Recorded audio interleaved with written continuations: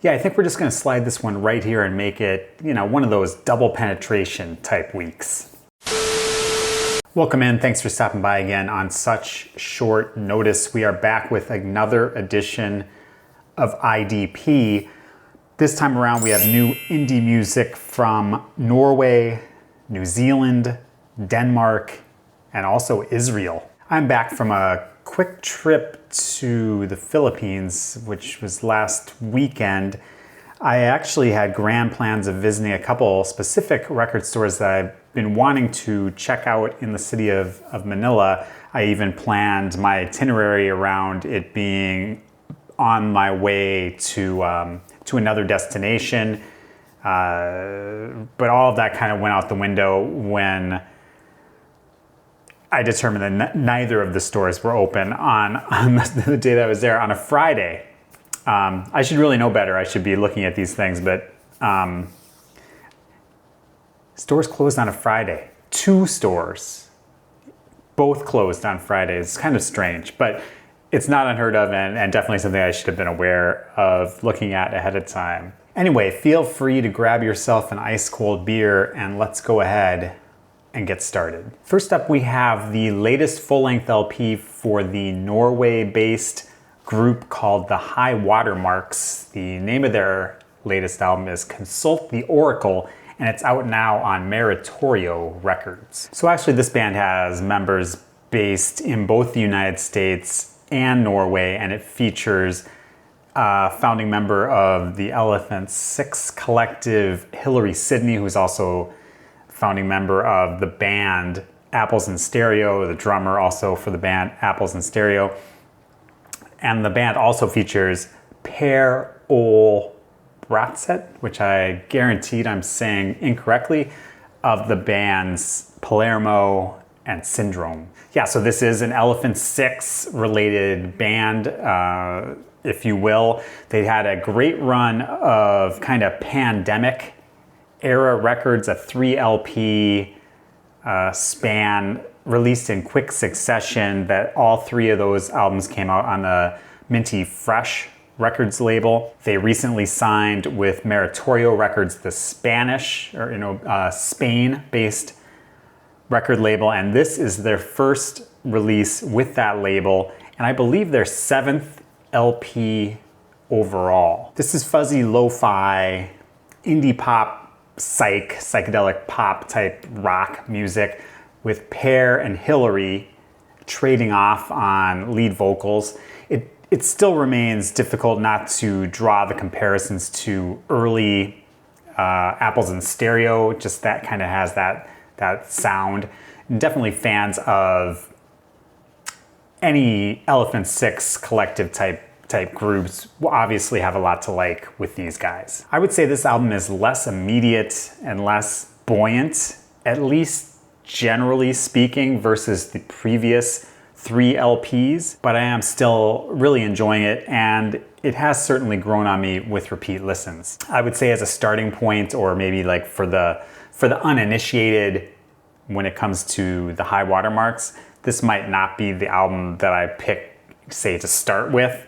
But for fans of some of the High Watermarks, or any or all of the High Watermarks' previous albums, I would say this is definitely worth giving a listen. So once again, that is the High Watermarks, and their latest album is titled Consult the Oracle.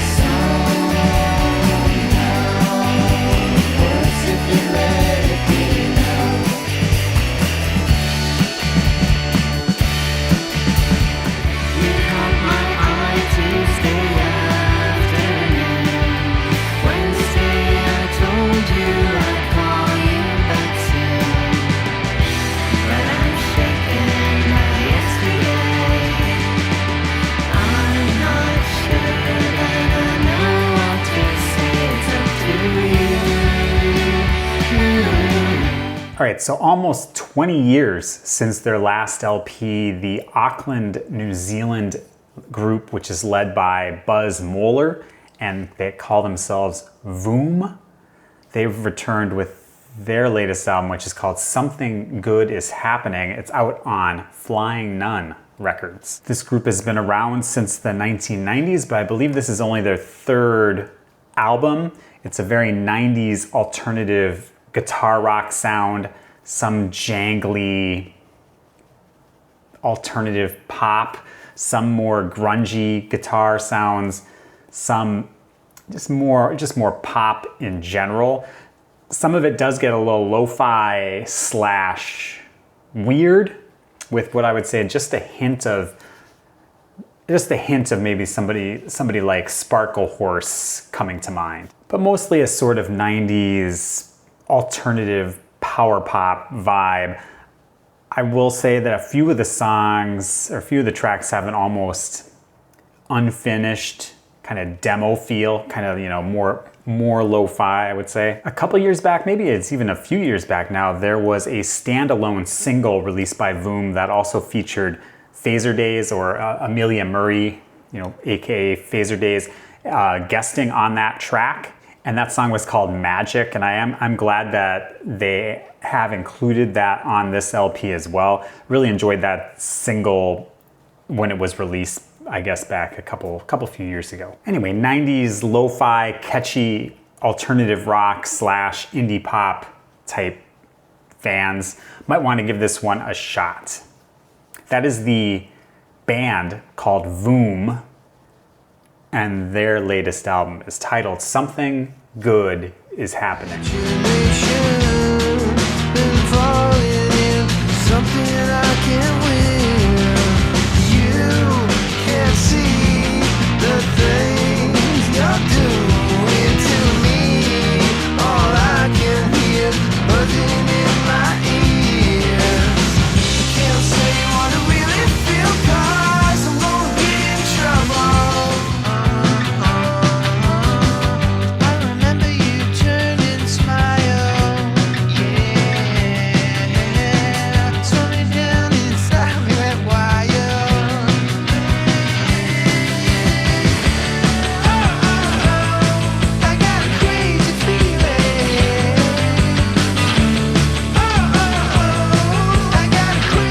Okay, next we have the latest LP from the Danish psychedelic stoner band called Causa Sui.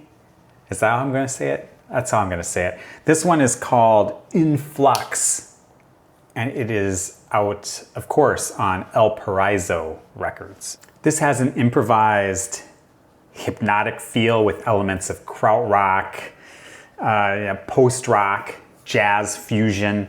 It's completely, it's all instrumental, no vocals. Has some heavy, fuzzed out guitar moments, some mesmerizing, motoric, psychedelic grooves, as well as falling down some kind of more space rock rabbit holes. It is drums, bass, guitars, but there's also a lot of electronics and significant use of synthesizers. At 7 tracks, 50 minutes, with a couple of the songs clocking in at over 10 minutes, this is an album that definitely, it kind of takes you on a bit of a journey or a bit of a trip. I'd say it probably couldn't hurt to, find yourself listening to this album, perhaps after smoking a little marijuana. But again, I can't stress this enough. I'm not a doctor, and I would definitely say that you should consult with your doctor before smoking weed and listening to this album. I guess if you're a child, you should consult with your pediatrician, just to make sure that it's a good idea for you. Anyway, I'd say if you're wanting to go on a sonic journey either with or without the use of narcotics, this one is worth a spin. That is the Danish band Causa Sui, and their latest is called In Flux.